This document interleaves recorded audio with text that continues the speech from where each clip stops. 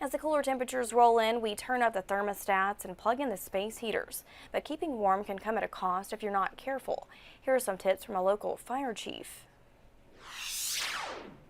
These are commonly purchased from local department stores, box stores. You can see these dudes right here are not ready to use. They're full of dust, they're dirty.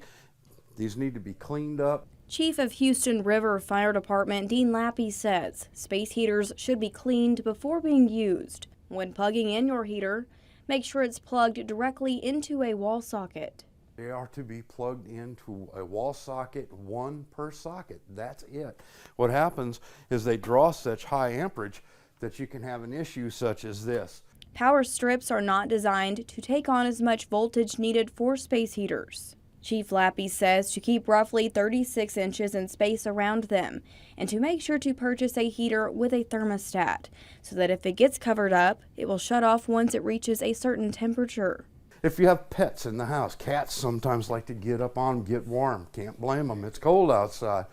They'll knock them over. Make sure that you have the newest heaters that when they do get tipped over, it will shut it off.